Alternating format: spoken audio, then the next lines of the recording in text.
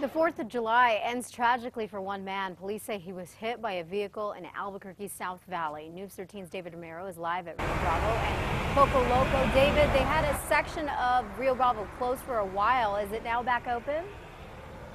Yes, Elizabeth, everything is completely back open this morning. That means both lanes of traffic here along Rio Bravo. The sheriff's deputies wrapped up their investigation sometime around 1:30. Now, deputies say a man was crossing this stretch of Rio Bravo sometime late last night. This is around the 9 o'clock hour. He's from the south side of Rio Bravo to the north. Now, he made it to the lanes going westbound when investigators say he was hit by a Dodge pickup. He was pronounced dead here at the scene. Deputies say they do not believe alcohol was a factor in the accident. Now, you can see behind me right here, it's not too well lit. There are night lights in this area, but still, this is not a designated crosswalk in this stretch of Rio Bravo, and the investigation is expected to continue later today. Elizabeth, back to you. Yeah, that's interesting, David. Okay, thanks for pointing that out. By the way, we do expect to learn more details later this morning. We'll keep you updated from sheriff deputies. Well, this morning, crews are drying off Isotopes Park after rain delayed the game for quite some time last night. Maybe you were there. The Isotopes and Round Rock Express had to wait for about an hour before they could take the field. Finally, they could, though. Most fans there, they got out the ponchos and stuck it out. Although we need the rain, it did make for a soggy and windy 4th of July. You know, the recent rain has certainly cooled off things a bit, but that's not the case when it comes to your pets.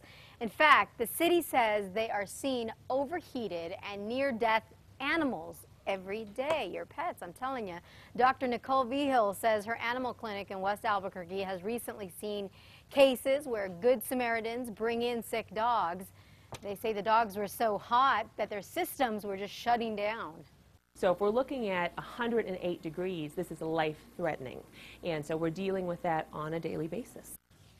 The city is also sending out reminders in your water bills, letting you know just how quickly a pet can overheat and how to stop that from happening. Now, if you happen to see a stray animal in distress or someone's pet suffering, officers ask you to put out some water and then call 311. Animal Humane is dealing with a huge problem this morning. Aside from the heat, the shelter in Albuquerque is jam-packed with cats and kittens. They are way over capacity right now, and they are expecting things to get worse. Officials say the days after the 4th of July are notorious for a spike in new dogs and cats that come in. They say the loud noises scare the animals, often forcing them to leave their homes.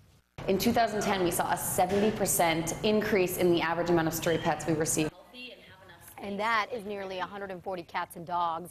Because they need to get cats and kittens adopted fast, Animal Humane is having a Name Your Price special.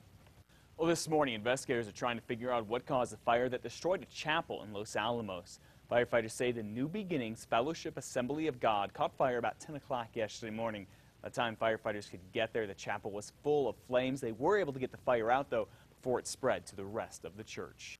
This morning, the state auditor's office is looking into whether money went missing from a local drug court program. According to the Santa Fe New Mexican, State District Judge Sherry Raffleson complained in March that something wasn't right with the finances in the First Judicial Court program.